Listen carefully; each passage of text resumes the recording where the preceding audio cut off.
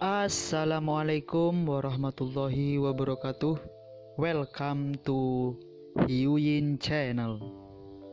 Seperti biasa, Mimin akan menceritakan kisah kepahlawanan Chu Xingyun dalam anime Spirit Sword Sofrek.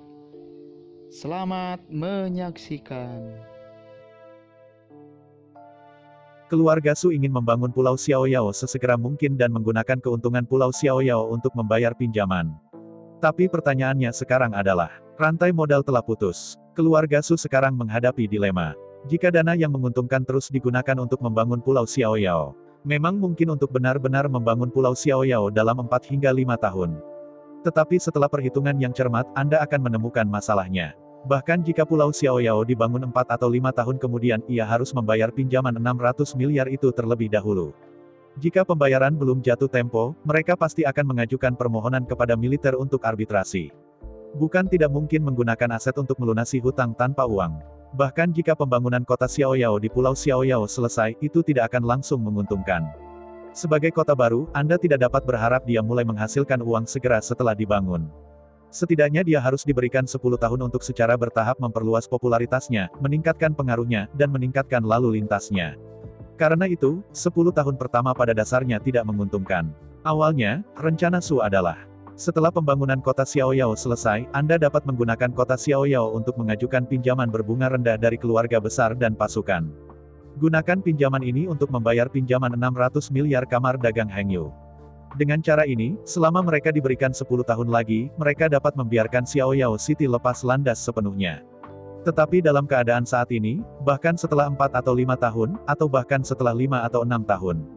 Bahkan jika Xiaoyao City dibangun sesuai jadwal, apa gunanya? Dengan dana 500 miliar yuan, laba bulanan akan berlipat ganda, dan itu akan berubah menjadi lebih dari 1 triliun dalam 4 tahun. Bahkan jika Xiaoyao City dibangun, itu sudah bangkrut. Tidak akan ada keluarga dan kekuatan untuk berani memberi pinjaman. Apalagi laba ini tidak akan berhenti karena ini.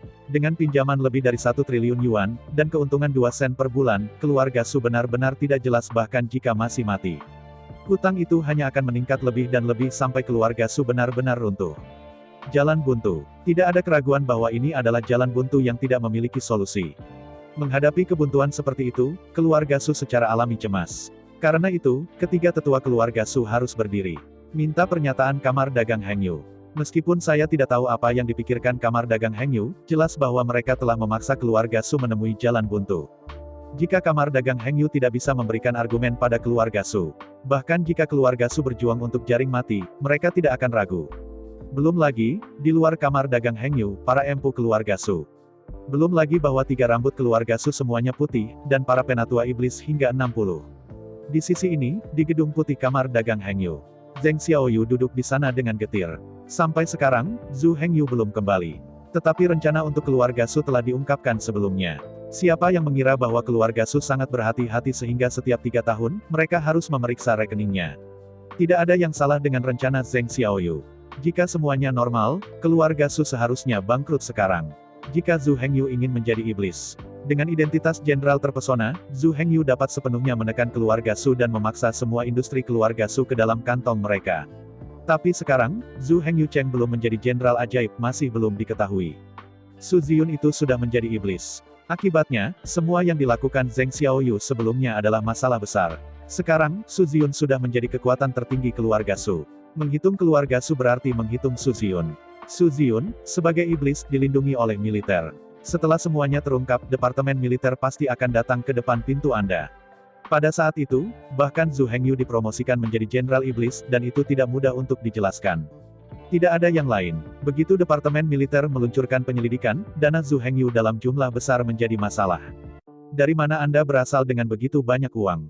Selain itu, sebagai iblis, mengapa Anda menghitung iblis lain? Bahkan jika Zhu Hengyu tidak akan menderita hukuman yang terlalu berat. Tapi mulai sekarang, reputasi Zhu Hengyu di Departemen Militer benar-benar bau. Tentu saja akan ditolak dengan suara bulat oleh para jenderal sihir lainnya.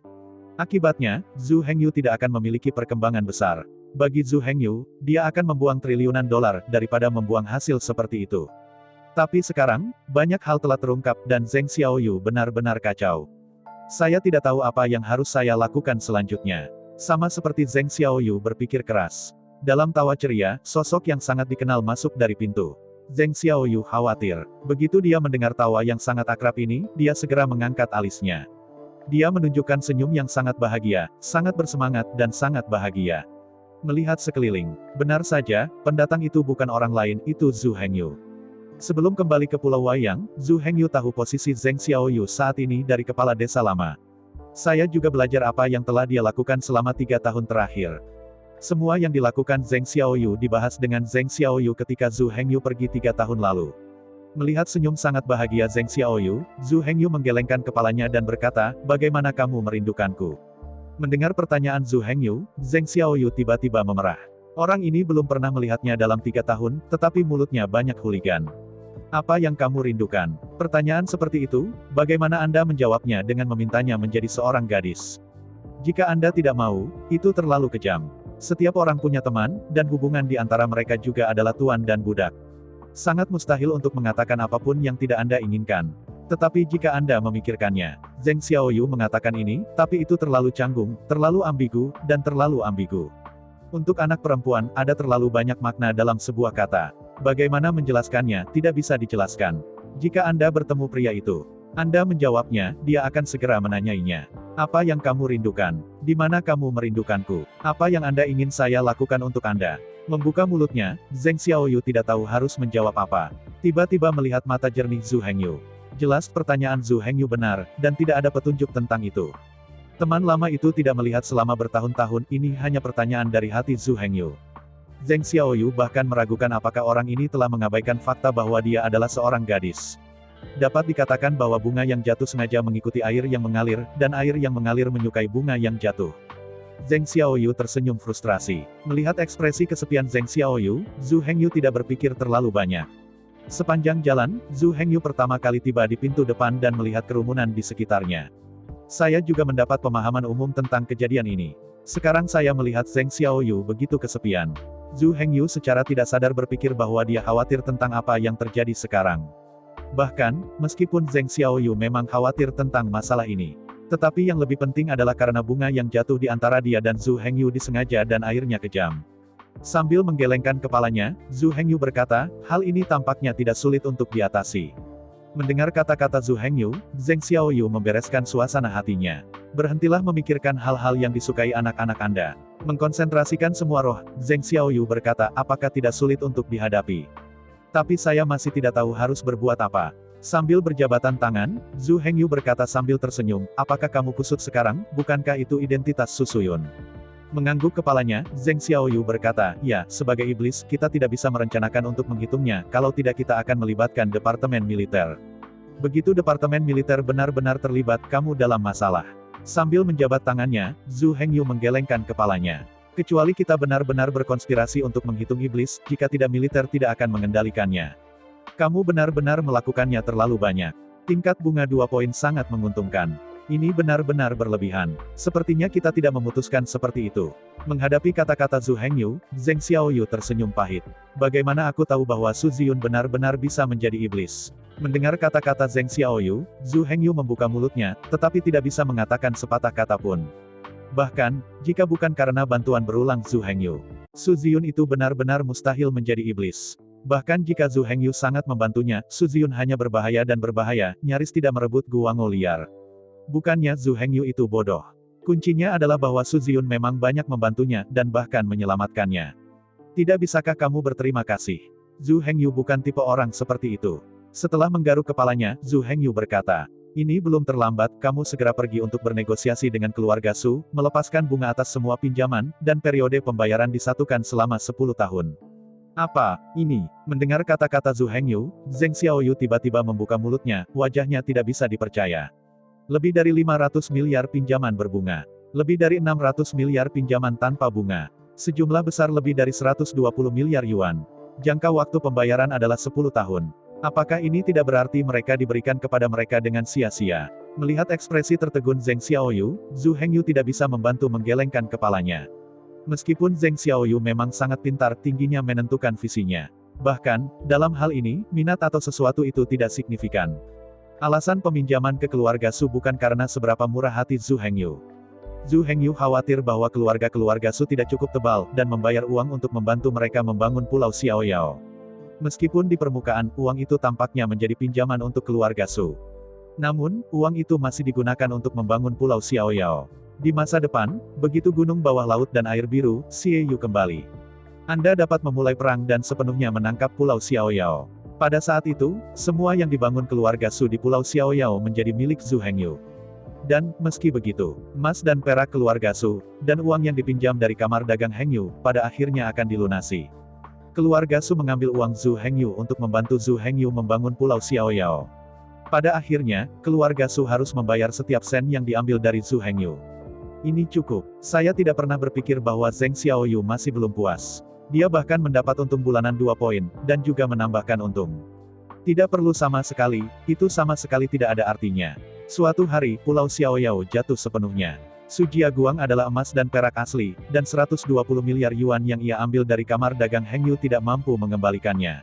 Ini seperti, apakah ada perbedaan antara apakah seorang pengemis berhutang 1 juta atau 10 juta? Lagi pula, saya tidak mampu membelinya. Dalam hal itu, mengapa mengubah utang dari 120 miliar menjadi 2 triliun, atau lebih? 1 triliun dan 200 miliar tunggakan cukup untuk membuat keluarga Su bangkrut. Mengapa harus ada untung dan rugi, dan jatuh lidah? Bagaimana jika Su Ziyun adalah iblis? Apakah iblis harus meminjam uang dan tidak harus mengembalikannya? Saya tidak punya pinjaman bunga, dan masa pembayarannya 10 tahun. Apalagi yang kamu inginkan? Jika Departemen Militer ingin campur tangan, dunia akan sepenuhnya kacau. Semua setan dapat meminjam uang dengan liar. Saya tidak harus membayarnya. Jika ada yang berani mendesak hutang, biarkan militer turun tangan. Jelas, Departemen Militer bukanlah obat mujarab. Iblis akan berhutang uang, dan itulah yang harus dia bayar kembali. Kalau tidak, mengapa keluarga Li di restoran penyucian gagal? Kalau tidak, bagaimana mungkin keluarga Qin dari industri berat Bingmo berada di ambang kebangkrutan? Bisa dikatakan, selama bunga dihapuskan, Departemen Militer kehilangan alasan untuk campur tangan. Justru sebaliknya, sebagai seorang pesulap, Su Ziyun tidak akan membayar utangnya jika dia berani berhutang. Kamar dagang Hengyu memiliki hak untuk mengajukan arbitrase militer. Sebagai iblis dari balap iblis, jika Su Ziyun berhutang budi, hanya militer yang dapat memberikan sanksi kepada mereka. Setelah mendengar kata-kata Zhu Hengyu, Zheng Xiaoyu tiba-tiba menyadari. Ya, selama ini, dia terlalu memperhatikan pendapatan. Selalu ingin memaksimalkan manfaat dalam pertempuran ini. Tetapi kenyataannya, dia melakukan terlalu banyak. Manfaat yang diperoleh meluap, tetapi dia masih melakukan segala yang mungkin untuk membuat manfaat lebih besar. Semua ini tidak ada artinya. Setelah Pulau Xiaoyao runtuh, bahkan jika keluarga Su bangkrut, itu masih tidak akan bernilai lebih dari 120 miliar yuan. Karena itu, seperti kata Zhu Hengyu, bagaimana jika semua pinjaman menjadi pinjaman tanpa bunga? Bahkan jika periode pembayaran diperpanjang hingga 10 tahun. Dalam analisis terakhir, uang yang akan dibayarkan keluarga Su. Jika Anda meminjam emas dan perak asli, Anda harus mengembalikan emas dan perak asli. Inilah kebenaran di mana-mana. Bahkan Departemen Militer tidak dapat campur tangan secara paksa. Keluarga Su tidak pernah menghitung bahwa Pulau Xiaoyao bisa jatuh. Selama Pulau Xiaoyao tidak jatuh, maka 10 tahun kemudian, mereka dapat menggunakan pulau itu sebagai jaminan untuk mengajukan pinjaman dari keluarga besar, pasukan utama, dan militer. Dengan cara ini, pinjam hutang baru untuk membayar hutang lama. Selama itu berlangsung selama beberapa tahun, itu akan berangsur-angsur membuahkan hasil. Tapi pertanyaannya sekarang adalah, begitu Pulau Xiaoyao jatuh, itu benar-benar berbeda. Berdasarkan pendapatan Pulau Wayang saja, keluarga Su tidak pernah bisa menghasilkan banyak uang. Bahkan jika mereka tidak harus membayar bunga, mereka tidak dapat membayar pokok. Bahkan jika mereka dapat mengajukan pinjaman dari keluarga lain, pasukan lain, atau bahkan Departemen Militer. Tetapi uang itu juga dilunasi. Begitu banyak uang, bahkan jika bunganya rendah, telah melampaui pendapatan keluarga Su di Pulau Wayang. Karena itu, tidak akan lama bagi keluarga Su bangkrut. 10.000 langkah mundur dan mengatakan bahwa bahkan ketika keluarga Su mendukungnya, tidak ada kebangkrutan. Tidak masalah bagi Zhu Hengyu. Dia tidak harus membuat keluarga Su bangkrut. Jika keluarga Su bisa menolak, itu tidak ada hubungannya dengan Zhu Hengyu. Bagaimanapun, dia telah mencuri semua aset keluarga Su ke sakunya. Zhu Hengyu pertama kali meminjamkan keluarga Su 120 miliar untuk membangun Pulau Xiaoyao. Akhirnya, Pulau Xiaoyao dibangun, tetapi Zhu Hengyu langsung membawanya ke sakunya. Tidak terima kasih. Yang paling tragis adalah bahwa keluarga Su masih harus dengan uang sungguhan dan memberi Zhu Hengyu 120 miliar. Bahkan jika keluarga Su tidak gagal, Zhu Hengyu bisa merasa puas. Kehilangan keluarga Su yang begitu besar sudah cukup untuk menebus penganiayaan yang pernah mereka lakukan terhadap Zhu Hengyu. Mendengarkan kata-kata Zhu Hengyu, Zheng Xiaoyu tiba-tiba. Jangan berani mengabaikan. Zheng Xiaoyu dengan cepat memanggil orang yang bertanggung jawab atas kamar dagang Hengyu untuk menjelaskan gagasan Zhu Hengyu secara singkat. Segera Presiden Kamar Dagang Hengyu berbalik dan melangkah pergi. Kamar Dagang Hengyu, ketua di sisi baiknya, adalah wanita parubaya. Namun sebenarnya, kepemilikan Kamar Dagang Hengyu adalah Zhu Hengyu. Seluruh Kamar Dagang Hengyu adalah 100% dimiliki oleh Zhu Hengyu. Dan pemimpin sebenarnya dari Kamar Dagang Hengyu bukanlah presiden di sisi baiknya. Ini Zheng Xiaoyu duduk di belakang. Saat ini, Kamar Dagang Hengyu berada di 365 pulau di Pulau Wayang. Mereka telah membangun cabang secara terpisah. Di pulau-pulau besar, Kamar Dagang Hengyu tidak membangun toko. Sebaliknya, itu bekerja sama dengan keluarga besar dan kekuatan besar di pulau-pulau besar. Keluarga besar dan pasukan Moyang Waidao membantu Kamar Dagang Hengyu untuk menjual barang.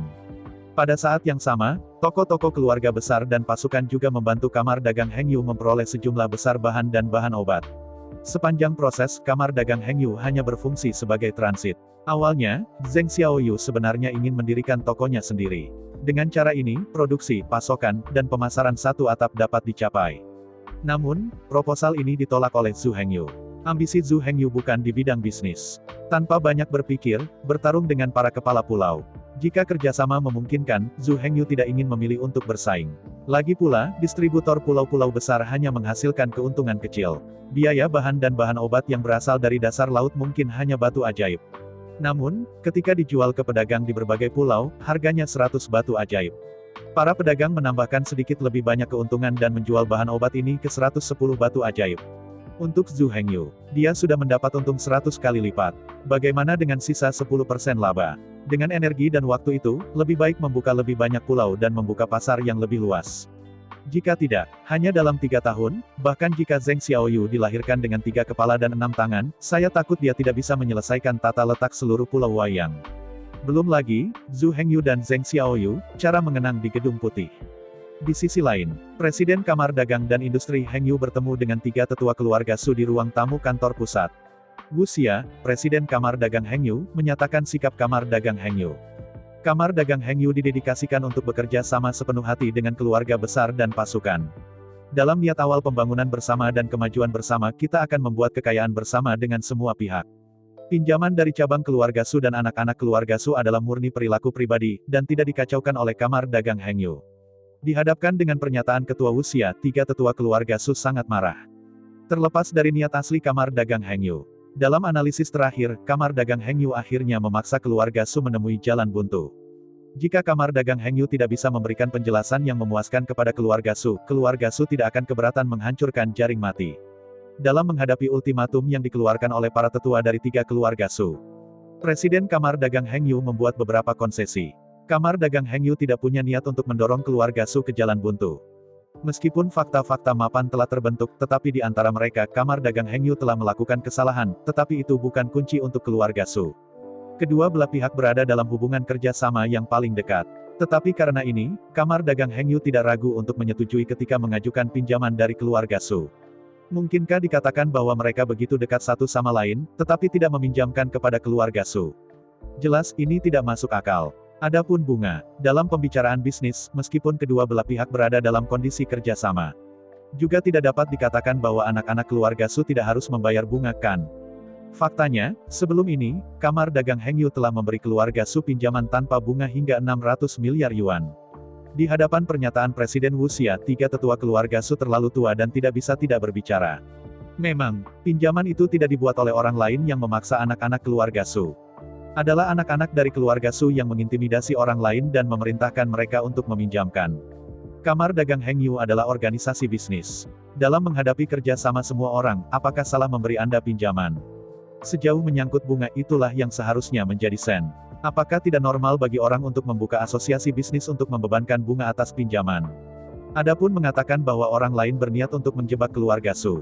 Lalu mengapa memberi keluarga Su pinjaman tanpa bunga hingga 600 miliar yuan? Tiba-tiba, ketiga tetua keluarga Su terdiam. Meskipun keluarga Su dipaksa dalam situasi putus asa, orang-orang harus masuk akal. Bahkan jika mereka ingin mengejar, mereka tidak tahu harus mulai dari mana. Melihat tiga tetua agung yang sunyi, Presiden Wu Xia memberikan ketulusan terbesar. Apa yang benar-benar mendorong keluarga Su ke jalan buntu adalah klausa 2 bulan yang menghasilkan untung. Karena itu, untuk membuktikan bahwa kamar dagang Heng Yu tidak berniat untuk membunuh keluarga Su. Untuk menjaga kerjasama antara kedua belah pihak, kita bisa melanjutkan. Kamar dagang Heng Yu bersedia untuk mencabut klausul tersebut. Semua lebih dari 500 miliar pinjaman anak-anak keluarga Su diubah menjadi pinjaman tanpa bunga. Tapi, karena ini adalah pinjaman tanpa bunga, periode pembayaran tidak boleh 100 tahun. Bahkan ayah tercinta tidak bisa begitu murah hati. Oleh karena itu, lebih dari 500 miliar pinjaman ini dikombinasikan dengan lebih dari 600 miliar pinjaman tanpa bunga. Total 120 triliun pinjaman, semuanya adalah pinjaman tanpa bunga. Periode pembayaran juga dihitung sesuai dengan periode pembayaran dari 600 miliar yuan itu. Dengan kata lain, 6 tahun setelah sekarang, keluarga Su harus melunasi pinjaman 1,2 triliun RMB ini. Menghadapi kondisi yang diberikan oleh Wu Xia, tiga tetua keluarga Su terlalu tua, dan mereka lega. Meski tekanannya masih besar, tapi inilah yang bisa mereka dapatkan, hasil terbaik. Paling tidak, selama keluarga Su membangun dan mengembangkan Pulau Xiaoyao, mereka akan mampu membayar hutang ini. Keluarga Su tidak akan bangkrut karena hutang ini. Dengan waktu dan ruang operasional. Adapun uang yang dipinjam dari emas dan perak asli dari orang lain, itu harus dilunasi pula. Jika seseorang dapat mengabaikan minat Anda, itu sudah cukup untuk membuktikan ketulusan. Adapun periode pembayaran, sudah cukup menarik. Untuk pinjaman bebas bunga 120 triliun, keluarga Su harus berterima kasih kepada Dade. Bagaimana seseorang bisa memenuhi syarat untuk kritik dan tuduhan? Meski tekanannya masih besar, tetapi pada kenyataannya, ketiga tetua keluarga Su semua termotivasi. Selama kota Xiaoyao dibangun, maka semuanya tidak menjadi masalah. Meskipun tampaknya dalam waktu singkat, keluarga Su pasti akan mengalami kesulitan untuk sementara waktu. Tetapi jika Anda bahkan tidak dapat menderita dari kepahitan ini, bagaimana Anda bisa memenuhi syarat untuk menikmati masa depan yang sangat mewah dan sangat indah? Segera tiga penatua besar keluarga Su, dengan Presiden Wu Xia, menghapus 2 perjanjian awal. Menandatangani perjanjian pinjaman baru. Menurut perjanjian baru, keluarga Su meminjam total 120 miliar yuan dari kamar dagang Heng Yu untuk membangun Pulau Xiaoyao. Jangka waktu pembayaran adalah 10 tahun. 3 tahun telah berlalu. Ini akan memasuki tahun keempat. Dengan kata lain, akan ada lebih dari 6 tahun, hampir 7 tahun. Keluarga Su harus melunasi semua tunggakan dalam satu jumlah sekaligus. Para penatua dari tiga penatua agung berulang kali membaca perjanjian baru beberapa kali dan membenarkan bahwa tidak ada kesalahan. Mereka menandatangani nama mereka dan menekan sidik jari mereka. Dalam hal ini, perjanjian pinjaman baru berhasil diselesaikan. Sebanyak 120 miliar yuan dana, semua pinjaman tanpa bunga. Setelah menandatangani perjanjian pinjaman baru, krisis keluarga Su segera terangkat. Para penatua dari tiga penatua agung dengan tulus berterima kasih kepada Presiden Wu Xia. Jelas, fakta telah membuktikan bahwa kamar dagang Heng Yu benar-benar tentang keluarga Su. Itu sangat bagus. Total 120 miliar yuan pinjaman tanpa bunga telah diberikan kepada keluarga Su. Sekalipun sang ayah bukan putranya, mungkin tidak demikian. Sebelum pergi, ketiga penatua dan Presiden Wu Xia membuat perjanjian. Mulai sekarang, jika ada lebih banyak anak dari keluarga Su yang datang untuk dipinjamkan, kamar dagang Heng Yu harus segera menyampaikan berita ini kepada keluarga senior Su. Bagaimanapun, sangat mustahil untuk memberikan pinjaman kepada anak-anak Su yang tidak curiga. Meskipun alasan mengapa kamar dagang Heng Yu bersedia memberikan pinjaman adalah murni di hadapan keluarga Su. Tetapi jika Anda membiarkan anak-anak yang tidak bermoral terus menjadi hancur, tidak peduli seberapa hebat bisnisnya, keluarga Su tidak mampu membelinya. Sekarang, keluarga Su berada dalam periode perubahan paling penting. Selama mereka dapat menghabiskan waktu yang sulit ini, keluarga Su akan memiliki kota mereka sendiri. Selama operasi dan pengembangan Pulau Xiaoyao dan kota Xiaoyao baik, keluarga Su akan berubah dari keluarga kecil menjadi keluarga menengah. Ini benar-benar terlalu penting bagi keluarga Su. Terutama keluarga Su melahirkan Su Ziun, seorang penyihir. Potensi pengembangannya sangat besar. Beri mereka waktu. Keluarga Su sepenuhnya mampu dan memiliki kesempatan untuk berkembang menjadi keluarga besar. Ambisi sejati keluarga Su melekat pada Su Ziun. Kembangkan keluarga Su menjadi keluarga super yang mendominasi Kepulauan Domba Luar dan 365 pulau. Setelah menyetujui semua permintaan dari para tetua dari ketiga keluarga Su, Presiden Wu Xia secara pribadi mengirim 3 penatua agung keluar gerbang. 3 tetua keluarga Su yang menyaksikan keluarga Su memimpin sekelompok Su Master untuk pergi. Meskipun di permukaan, kamar dagang Heng Yu tampaknya lemah. Tapi kali ini menunjukkan kelemahan, tetapi untuk kamar dagang Heng Yu, dengan imbalan reputasi yang baik. Kamar dagang Heng Yu lebih suka kehilangan kepentingannya sendiri daripada kepentingan mitranya. Fakta telah membuktikan bahwa kamar dagang Heng Yu ramah dan dapat dipercaya. Dan yang paling penting, kamar dagang Heng Yu mampu menarik RMB 1,2 triliun. Ini cukup untuk menunjukkan bahwa kekayaan kamar dagang Heng Yu sangat besar dan latar belakangnya sangat besar. Kamar dagang yang begitu kuat namun manusiawi, semua orang tentu saja mau bekerja sama dengannya. Presiden Wu Xia, dengan perjanjian pinjaman yang baru ditandatangani, kembali ke Gedung Putih kantor pusat. Setelah menerima perjanjian pinjaman yang baru ditandatangani, Zhu Hengyu dan Zheng Xiaoyu melihatnya. Selanjutnya, Zhu Hengyu dan Zheng Xiaoyu tidak bisa menahan tawa. Perjanjian pinjaman lama telah pulih dan benar-benar hancur. Perjanjian pinjaman baru tidak memiliki masalah sama sekali. Saya akan meminjamkan Anda uang gratis untuk membantu Anda mengembangkan dan membangun, apakah ini selalu benar? Kamar dagang Heng Yu hanya perlu menunggu pembangunan kota Xiaoyao selesai. 3 orang, Hai San, Chang Sui dan Xie Yu, baru saja merebutnya. Pulau kecil dengan radius ribuan mil, bahkan jika hilang, tidak akan menarik perhatian militer. Ada 3.000 kelompok pulau di Kepulauan Domba Ajaib. Di antara mereka, 365 pulau di Kepulauan Wai yang adalah salah satu dari 3.000 kelompok pulau. Dari 3.000 kelompok pulau klan Moyang, Kepulauan Domba Luar relatif kecil. Kelompok pulau yang relatif besar ini bahkan memiliki ribuan pulau. Oleh karena itu, klan laut yang berbatasan dengan klan Domba Iblis tidak terhitung. Setiap hari, ratusan pulau jatuh. Setiap hari, akan ada ratusan pulau yang dirampok kembali. Perubahan kepemilikan pulau terjadi hampir setiap saat. Orang-orang dari klan Moyang, dan bahkan seluruh departemen militer, sudah terbiasa dengan perubahan ini. Meskipun klan Domba Iblis telah berkelahi dengan klan laut, tapi jangan berpikir bahwa Domba Iblis menentang klan Hai. Faktanya, klan Moyang tidak pernah mengambil inisiatif untuk menyerang klan Hai. Yang pertama menyerang selalu suku Hai, bukan suku Iblis Domba. Anda tahu, 3.000 kelompok pulau yang dihuni oleh klan Domba Iblis sebenarnya diambil dari klan Hai. Orang-orang Hai adalah penduduk asli dari kelompok-kelompok pulau ini. Bahkan jika suku Hai menyerang dan merebut kembali pulau itu, klan Domba Iblis tidak akan berperang melawan klan laut. Saya tidak ingin pergi berperang. Tidak takut berperang. Poin kuncinya adalah bahwa di bawah laut dalam, klan Hai yang tidak memiliki kekuatan untuk bertarung satu sama lain. Selama pasukan klan Hai tidak mundur, klan Iblis hanya bisa duduk diam.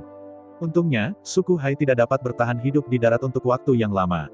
Bahkan jika mereka menangkap pulau itu, mereka pada dasarnya hanya ingin menjarah material permukaan. Setelah penjarahan, suku-suku laut itu akan kembali ke laut. Hanya sebagian prajurit yang terpencar yang tersisa, berdiri di pulau itu. Pada saat ini, Domba Iblis dapat melakukan serangan balik dan merebut kembali pulau yang hilang. Sebelum pasukan besar klan Hai mundur, Domba Iblis bahkan tidak bisa mendekati pulau. Kapal yang didukung akan diserang oleh orang Hai di tengah jalan. Di atas laut, suku Hai pada dasarnya tak terkalahkan. Karena itu, begitu pulau Xiaoyao jatuh, departemen militer akan mengabaikannya begitu saja.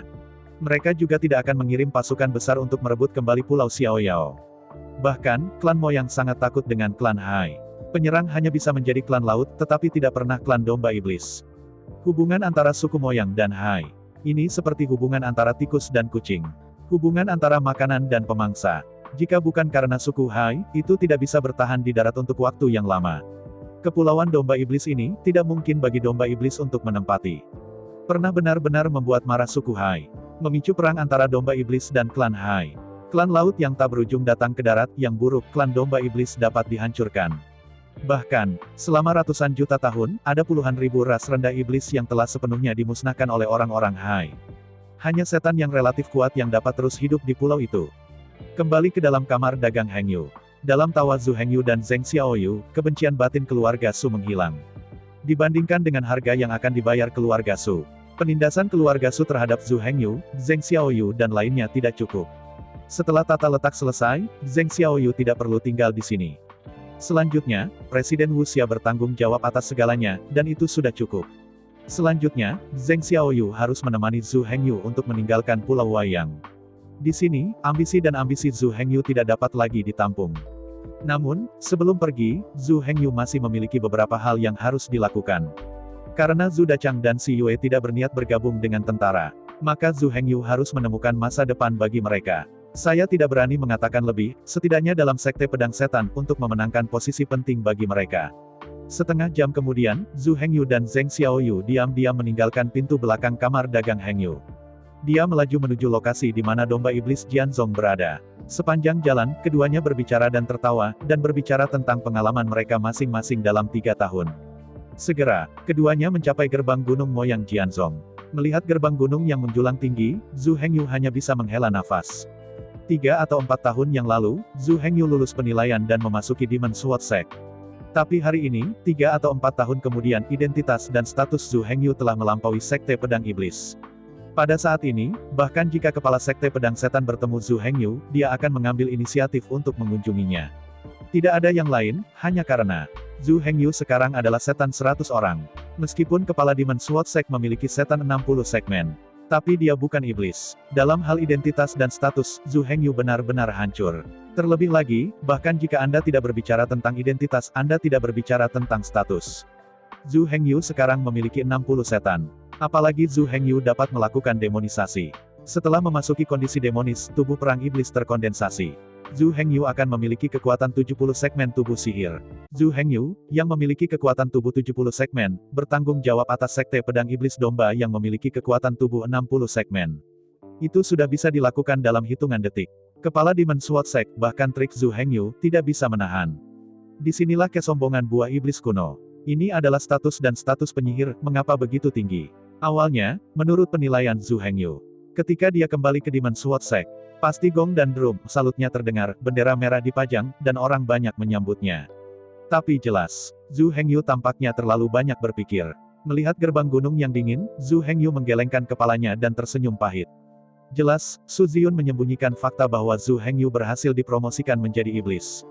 Adapun mengapa Su Ziyun menyembunyikan fakta, alasannya sangat sederhana, Anda bisa tahu tanpa menebak. Dia pasti ingin menggunakan identitasnya sebagai jenderal iblis baru untuk melakukan segala yang mungkin untuk merebut semua hak setan pedang setan. Jika dia bisa mengambil domba setan, Jianzhong sepenuhnya di tangannya sebelum Zhu Hengyu kembali. Zhu Hengyu akan dikalahkan tanpa perlawanan. Dalam konsepsi Su Ziyun, Pulau Xiaoyao sedang dalam konstruksi dan pengembangan yang kuat. Seluruh Pulau Wei yang juga berada di bawah kendali keluarga Su. Jika bahkan Sekte Pedang Iblis ditangkap oleh keluarga Su, saya ingin bertanya, apa yang Zhu Hengyu lawaninya? Dan begitu Zhu Hengyu hilang. Kemudian ikuti kesepakatan antara keduanya. Zhu Hengyu harus meletakkan semua kebenciannya, mengikuti Su Ziyun, dan menjadi jenderal nomor 1 Su Ziyun. Untuk memiliki Zhu Hengyu, jenderal yang paling kuat, Su Ziyun telah kehabisan semua kekuatannya. Bahkan kesempatan sekecil apapun tidak akan diserahkan kepada Zhu Hengyu. Hah? Dengan dengusan dingin, Zhu Hengyu tidak setuju dengan pendekatan Su Ziyun. Tapi Zhu Hengyu khawatir bahwa Zhu Dachang dan Si Yue akan ditekan oleh Su Ziyun. Karakter dan watak Zhu Hengyu selalu lembut. Tidak peduli seberapa banyak Anda menyinggung perasaannya, dia tidak akan terlalu marah. Namun, Zhu Hengyu juga memiliki skala terbalik dan memiliki batas. Skala terbalik Zhu Hengyu adalah teman dan kerabatnya. Intinya Zhu Hengyu adalah dia bisa memindahkannya, tetapi bukan teman-temannya. Jika itu hanya sebuah pukulan untuk dirinya sendiri. Bahkan jika dia dipenuhi dengan luka-luka, Zhu Hengyu bisa menghadapi dengan senyum. Tapi siapa yang berani memindahkan teman-temannya? Kemudian, dengan seluruh tubuhnya, Zhu Hengyu berani menarik kaisar dari kuda. Melihat gerbang gunung tinggi Moyang Jianzhong, Zhu Hengyu hanya bisa berharap sekarang bahwa Su Ziyun tidak akan berkembang sebanyak itu. Kalau tidak, Zhu Hengyu tidak tahu apa yang akan dia lakukan. Berpikir tentang itu, Zhu Hengyu, dengan Zheng Xiaoyu, berjalan perlahan ke gerbang gunung Sekte Pedang Iblis. Pergilah, segera. Zhu Hengyu memasuki gerbang gunung. Munculnya Zhu Hengyu tidak menarik perhatian banyak orang. Lagi pula, Zhu Hengyu terkenal saat dia berada di Sanmen.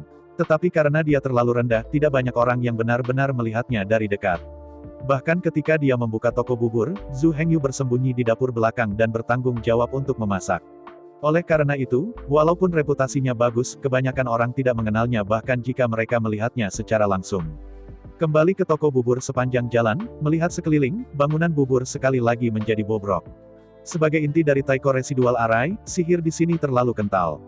Di bawah erosi roh jahat, bangunan itu akan segera bobrok. Setelah menarik napas panjang, Zhu Hengyu tidak memasuki toko bubur, tetapi berbalik dan membawa Zheng Xiaoyu ke arah aula penempaan. Segera keduanya tiba di luar aula penempaan. Melihat Zhu Hengyu muncul, seorang biarawan yang tahu Zhu Hengyu dengan cepat menatap Zhu Hengyu dengan heran.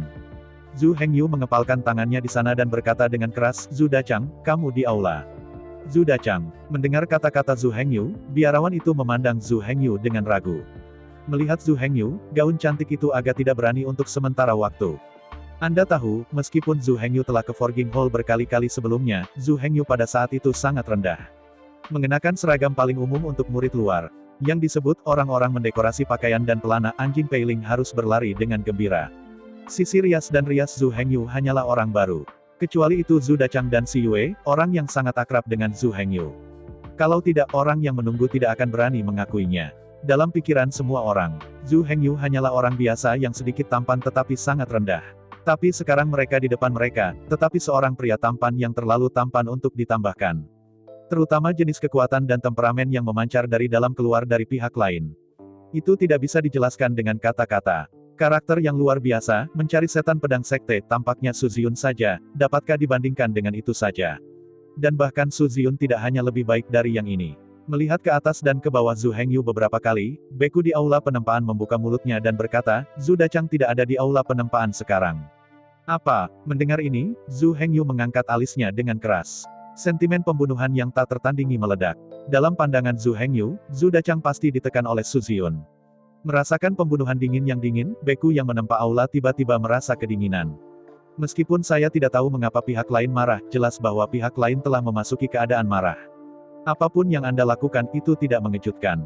Shen Leng memandangi biarawan di aula penempaan, Zhu Hengyu berkata dengan sangat dingin, ada apa, mengapa dia tidak di aula penempaan, apa yang terjadi di sini? Gollum, menelan dengan gugup, biarawan di aula penempaan berkata dengan hati-hati, belum lama ini, ia tampaknya telah menyinggung Guru Duan dan dikirim ke tambang. Bagikan ranjau. Mendengar kata-kata biarawan itu, Zhu Hengyu tiba-tiba menjadi marah. Meskipun saya tidak melihatnya dengan mata kepala sendiri, dengan kebijaksanaan Zhu Hengyu, kebenaran masalah sudah ditulis di atas kertas. Menyipitkan matanya sedikit, Zhu Hengyu berkata, Zhu Dachang diberi ranjau setelah Su Ziyun kembali, kan? Dengan ragu menatap Zhu Hengyu. Meskipun Zhu Hengyu terasa menakutkan, seperti iblis. Tetapi meski begitu, dia tidak ingin berbicara tentang Guru Duan dan Su Ziyun. Dia hanya seorang biarawan kecil, dan dia tidak bisa menyinggung kekuatan seperti itu. Jika tidak, bahkan jika orang ini tidak berurusan dengannya di depannya, Tuan Duan dan Su Ziyun tidak akan mengampuni dia. Sebaliknya, Master Duan dan Su Ziyun yang dapat menentukan nasib mereka dengan lebih baik. Melihat kata-kata biarawan itu, dia tampak ketakutan. Meskipun Zhu Hengyu sangat marah, dia tidak akan bergerak secara sewenang-wenang dengan orang lain. Bagaimanapun, masalah ini tidak ada hubungannya dengan biksu terkenal di depan. Adalah Master Duan dan Su Ziyun yang benar-benar melakukan sesuatu. Menurut Zhu Hengyu, setelah Su Ziyun berhasil dipromosikan menjadi Jenderal Sihir, Master Duan jelas tidak bisa menahan tekanan dan jatuh ke Su Ziyun. Dan sebagai suara, Master Duan mengirim Zhu Dachang ke tambang dan benar-benar masuk ke istana yang dingin. Jangan melihatnya sebelumnya, Master Duan dapat melawan kekuatan keluarga Su. Berdiri kokoh di belakang Zhu Dachang telah menjadi pendukung paling kuat Zhu Dachang. Tapi begitu Su Ziyun dipromosikan menjadi iblis, itu benar-benar berbeda. Pulau Wayang, belum diketahui berapa tahun, belum ada iblis. Kekuatan iblis jelas bukan sesuatu yang bisa dihadapi orang awam. Ketika seorang pesulap mencari masalah Anda, bahkan para pejabat tinggi mungkin tidak dapat bersaing. Bahkan jika itu tidak mati, pasti harus dikupas. Apa yang membuat Zhu Hengyu paling marah bukanlah pendekatan Tuan Duan. Dalam pandangan Zhu Hengyu, pasti ada bayangan Su Ziyun dalam masalah ini. Untuk sepenuhnya mengendalikan Sekte Pedang Setan, Su Ziyun harus sepenuhnya menghapus semua jejak Zhu Hengyu. Terutama Zhu Dachang dan Si Yue, Su Ziyun tidak akan pernah mentolerirnya. Tentu saja, Su Ziyun tidak punya nyali untuk membunuh kedua orang ini. Bagaimanapun, orang lain mungkin tidak tahu. Tapi Su Ziyun tahu betul bahwa Zhu Hengyu juga seorang iblis. Dalam hal ini, sebagai teman iblis, Su Ziyun tidak akan pernah berani merencanakan untuk dijebak, apalagi membunuh pihak lain. Kalau tidak, begitu Departemen Militer menyelidiki, tidak ada yang berani merahasiakannya.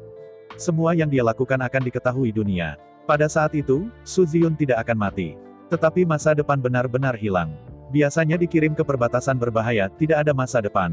Dari sudut pandang tertentu, ini sebenarnya setara dengan hukuman penjara seumur hidup. Karena itu, para jenderal dari Departemen Militer sangat bersatu. Anda tidak dapat melihat satu sama lain, tetapi Anda tidak berani saling menyerang. Kalau tidak, akhirnya akan sangat menyedihkan. Zhu Hengyu dengan santai melemparkan kantong kulit binatang kepada biksu itu. Lalu dia mengambil Zheng Xiaoyu dan berjalan menuju Dantang. Diambil kosong di saku kulit binatang, biarawan itu menyaksikan Zhu Hengyu dan Zheng Xiaoyu pergi, dan butuh waktu lama untuk pulih. Tidak sampai sosok kedua orang itu benar-benar menghilang sehingga mereka menundukkan kepala dan melihat ke arah saku di tangan mereka.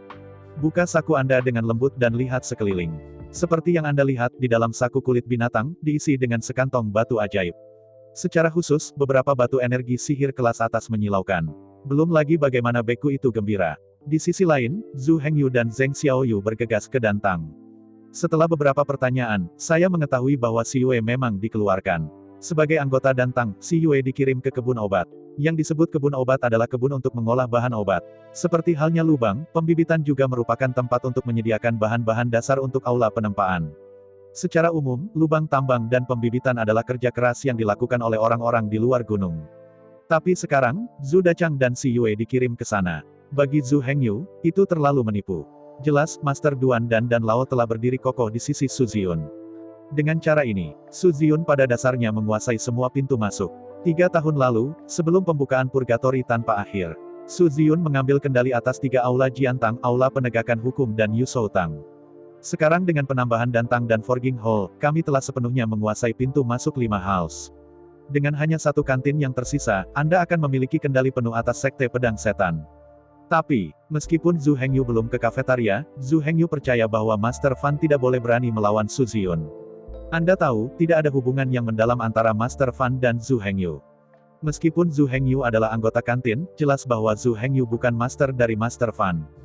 Dari saat Zhu Hengyu dan Su Ziyun bertemu, Tuan Duan dan Lao tidak kalah, dan masih dengan kuat mendukung Zhu Dachang dan Si Yue.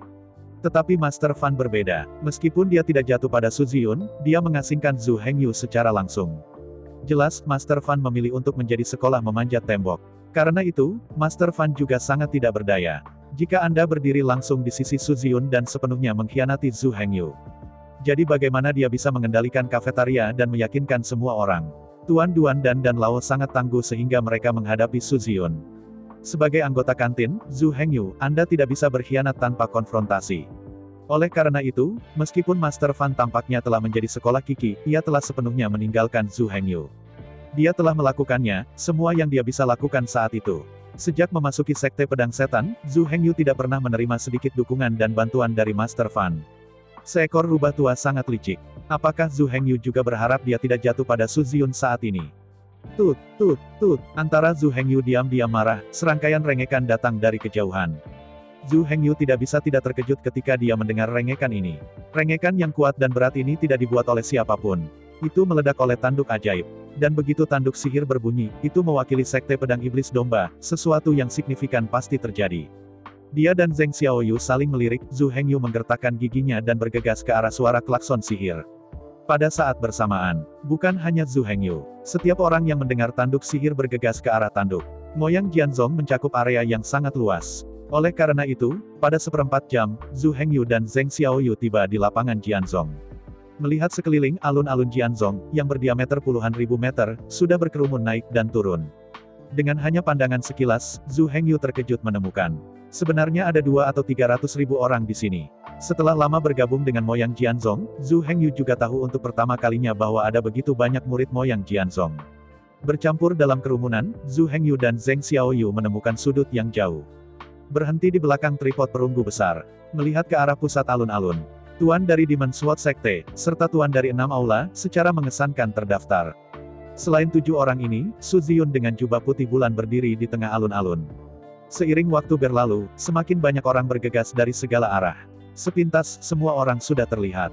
Bahkan Zhu Hengyu tidak bisa melihat di mana batas kerumunan itu. Saya tidak tahu berapa banyak murid yang ada. Akhirnya, tanduk sihir yang terisak-isak menumpas. Momen selanjutnya, dikelilingi oleh banyak orang, suara Su Ziyun terdengar keras. Mendengarkan kata-kata Su Ziyun yang berapi-api, Zhu Hengyu tidak bisa membantu tetapi tertegun. Kali ini panggilan itu sebenarnya diprakarsai oleh Su Ziyun. Alasan mengapa dia ingin memanggil semua orang adalah untuk menantang penguasa Sekte Pedang Iblis Domba dan bersaing untuk posisi Sekte Telapak Tangan. Menurut aturan iblis, siapapun yang memiliki tinju terbesar harus menjadi orang yang memiliki keputusan akhir. Ini benar dalam pasukan, dan tentu saja mustahil bagi Jianzong untuk menjadi pengecualian. Melihat sekeliling, tubuh iblis Su Ziyun telah meningkat menjadi 53. Tetapi tubuh iblis dari pedang setan-setan dari domba setan hanya memiliki 60 paragraf. Jika kedua belah pihak tidak mengaktifkan demonisasi dan memadatkan tubuh perang iblis. Jadi tidak ada keraguan bahwa Su Ziyun jelas bukan lawan dari Suzerain. Tapi tidak ada yang salah dengan semuanya. Bahkan, begitu pertempuran dimulai, Su Ziyun pasti akan memulai demonisasi, memadatkan tubuh perang iblis. Pada saat itu, tubuhnya akan berada dalam 8 tahap berturut-turut, mencapai kekuatan tahap 61. Dengan seperangkat keterampilan sihir Su Ziyun, Sekte Master jelas bukan lawannya. Karena itu, setelah pertempuran ini, Suzerain akan dikalahkan. Dan Su Ziyun juga harus melompat ke depan untuk menjadi suzerain baru. Di antara pikiran Zhu Hengyu, Su Ziyun sudah menyampaikan pidatonya. Melihat Su Ziyun dengan kostum putih bulan, wajah leluhur tua itu pahit tapi dia tidak mengatakan apa-apa. Su Ziyun ini dulunya adalah muridnya. Itu juga salah satu yang paling populer dan disukai olehnya. Tetapi saya tidak pernah berpikir bahwa Su Ziyun yang benar-benar mengguncang identitas dan statusnya. Dari sudut pandang tertentu, ini juga merugikan diri sendiri. Anda harus tahu bahwa sebagai seorang jenderal iblis, Anda hanya dapat memegang satu pos di luar departemen militer. Jika Su Ziyun memiliki loyalitas yang cukup, dia tidak perlu mengambil alih posisi Sovereign of Demon Sword Sect. Bagaimanapun, Moyang Jianzong hanyalah kekuatan pulau luar Moyang. Dibandingkan dengan pulau-pulau kaya itu, pulau iblis domba luar tidak lebih dari tanah tandus. Tapi tidak mungkin, keluarga Su ingin sepenuhnya mengendalikan pulau ajaib domba luar. Karena itu, sekte domba iblis harus dimenangkan oleh keluarga Su. Dengan tak berdaya melirik Su Ziyun, patriark tua itu menghela nafas dan menggelengkan kepalanya. Kali ini tantangannya tidak perlu dilakukan sama sekali. Belum lama ini, Su Ziyun pernah secara pribadi meluncurkan pertempuran membimbing melawannya. Dalam pertempuran itu, tidak ada penonton, hanya Su Ziyun dan suzerain tua. Di bawah pertempuran itu, Su Ziyun mengandalkan panah tembus, panah konsusif, panah dampak, dan sniping yang tak terbatas. Patriark tua tidak memiliki kekuatan untuk melawan. Dalam pertempuran itu, Su Ziyun tidak melakukan demonisasi atau memadatkan tubuh perang iblis. Namun demikian, dengan hanya 53 segmen tubuh, Su Ziyun dan Patriark Lama menjadi dasi. Karena itu, pertempuran hari ini sebenarnya sama sekali tidak perlu. Su Ziyun, entah bagaimana memberi wajah Patriark tua itu. Biarkan dia tahu jarak antara satu sama lain, agar tidak kehilangan muka di sini hari ini. Dalam berpikir, bapak bangsa tua itu mengambil beberapa langkah dan berteriak, "Saya akui kekalahan dalam pertempuran ini." Wow, mendengar kata-kata leluhur tua itu, semua hadirin tiba-tiba menjadi kesal. Untuk perlombaan iblis, bahkan jika itu tahu bahwa itu tidak terkalahkan, itu harus dikalahkan. Untuk mengakui kekalahan sebelum bermain ini jelas lebih memalukan daripada kekalahan. Mendengarkan teriakan kerumunan, sang patriark tua menutup matanya dengan kesakitan. Secara umum, hal-hal memang seperti yang Anda pikirkan. Bahkan jika Anda tidak bisa mengalahkannya, Anda harus mengalahkannya untuk mengakui kekalahan. Kekalahan tanpa kekalahan seperti itu jelas merupakan aib terbesar. Tetapi bapak leluhur tua harus melakukannya, ia memiliki rasa sakit sendiri. Anda tahu, leluhur tua adalah pilar keluarganya, S. Dia tidak terkalahkan, tetapi dia tidak harus dikalahkan. Begitu kinerja terlalu buruk, kekuatannya terlihat terlalu lemah. Kemudian begitu dia kehilangan posisi sekte master dari pedang domba iblis, banyak generasi muda akan mengalahkan ide klan mereka. Pertanyaannya sekarang adalah, begitu Patriark Lama bertemu Su Ziyun, dia benar-benar tidak bisa melawannya. Tidak hanya akan gagal, tetapi juga akan dikalahkan oleh orang bodoh khusus. Kisaran Su Ziyun adalah sejauh 100 meter. Dengan kunci tak terbatas, setiap panah Su Ziyun pasti akan mengenai target. Karena itu, leluhur tua itu bahkan tidak bisa melakukannya dalam jarak 100 meter dari Su Ziyun. Bagaimana cara melawannya? Panah dampak Su Ziyun dapat meledakkan target. Panah gegar otak dapat menetapkan target pada tempatnya dan memasuki kondisi setrum. Kematian besar dari panah penembus bahkan lebih ekstrim. Patriark tua sama sekali tidak memiliki kemampuan untuk melawannya. Bahkan jika itu hampir memasuki area 100 meter, itu akan diusir. Kemudian dalam proses terbang kembali, panah gegar otak memperbaiki tubuhnya. Dengan panah tembus lainnya, pertempuran pada dasarnya berakhir. Dalam perjalanan pertempuran, bapak leluhur tua itu seperti domba yang akan disembelih, tanpa ruang untuk melawan. Karena itu, meski dengan sadar, kalah tanpa bertarung adalah yang paling memalukan. Tetapi leluhur tua itu tidak punya pilihan. Dia harus mempertahankan citranya yang kuat. Dia harus terus berdiri tegak dan menjadi pilar keluarga yang paling dapat diandalkan. Mendengar kekalahan patriark tua di tempat, mata Su Ziyun memancarkan cahaya yang sangat tajam. Mulai sekarang, Su Ziyun berpikir bahwa ia telah dengan kuat memegang sekte pedang setan di tangannya. Belum lagi, Zhu Hengyu belum kembali. Bagaimana jika Zhu Hengyu kembali? Zhu Hengyu lahir dari dunia pengemis dan dia tidak memiliki latar belakang sama sekali, dan tidak memiliki latar belakang. Selama 6 bulan terakhir, Su Ziyun telah didukung oleh latar belakang besar keluarga Su. Dia baru saja menaikkan level tubuh sihir dari 50 menjadi 53. Jangan meremehkan ketiga iblis ini. Selama lebih dari 50 paragraf, kenaikan setan hampir tidak dapat dipromosikan melalui penanaman. Tanpa banyak ramuan dan dukungan diet obat, tubuh ajaib hampir mustahil untuk menerobos. Tentu saja, jika Anda harus mengandalkan kerja keras untuk memperbaiki tubuh iblis, itu bukan tidak mungkin. Namun, tubuh iblis lebih dari 50 segmen dapat memakan waktu setidaknya beberapa ratus tahun, atau bahkan 1000 tahun, sebelum dapat ditingkatkan. Jika Anda kurang beruntung dan tidak cukup berkualitas, Bahkan jika Anda berlatih selama 10.000 tahun atau 100.000 tahun, Anda mungkin tidak dapat mempromosikan periode setan. Dalam pandangan Su Ziyun, tubuh iblis Zhu Hengyu jelas masih dalam paragraf ke-50. Karena itu, Su Ziyun pada saat ini benar-benar tidak bermoral. 53 segmen tubuh, melawan 50 segmen itu pasti naksir. Pelan, sama seperti kesombongan dan kebanggaan Su Ziyun. Dengan sepenuh hati dalam pikiranku, setelah iblis pedang sekte dimasukkan ke dalam tas, bagaimana mengubahnya? Ada teriakan yang dalam, dan itu terdengar dari kerumunan. Mendengar suara yang akrab ini, Su Ziyun terkejut. Jelas, Su Ziyun mendengar suara master ini. Namun segera, Su Ziyun tertawa. Bagaimana jika Zhu Hengyu kembali? Pada akhirnya, Su Ziyun yakin bahwa dia bisa menghancurkan Zhu Hengyu dalam pertempuran. Kedua, Bapak Leluhur tua telah dikalahkan, dan posisi telapak Bapak Leluhur pedang iblis domba berada di luarnya. Bahkan jika Zhu Hengyu ingin merebut, dia tidak diizinkan. Dilarang untuk bersaing di antara para jenderal iblis. Misalnya, sejak Su Ziyun telah berjuang untuk posisi Zhang Zong dari Demon Sword Sect. Jadi, bahkan jika kekuatan Zhu Hengyu jauh di atas Su Ziyun, dia tidak bisa merebutnya. Jika tidak, seluruh departemen militer belum sepenuhnya kacau. Semua orang melihat posisi siapa yang baik, dan mereka pergi untuk bersatu. Jadi siapa yang harus memegang posisi buruk itu? Presiden ini tidak dapat diatur. Jika tidak, seluruh klan domba iblis akan memasuki keadaan kacau. Apalagi pergolakan ini akan berlangsung selamanya. Jika seseorang kuat, mereka dapat menantang posisi yang lebih baik. Maka hukum benar-benar kacau. Di mata Su Ziyun, Zhu Hengyu melompat keluar dari kerumunan. Setelah melintasi jarak lebih dari 30 meter, Zhu Hengyu jatuh pada platform pedang di pusat Jianzhong Square. Su Ziyun memberikan pandangan dingin, Zhu Hengyu menoleh dan menatap leluhur tua itu. Melihat leluhur tua itu, Zhu Hengyu berkata, izinkan saya mempertanyakan kontes ini. Saya ucapkan banyak terima kasih kepada teman-teman yang telah menonton video yang saya tampilkan. Untuk video selanjutnya bisa standby di channel ini. Terima kasih.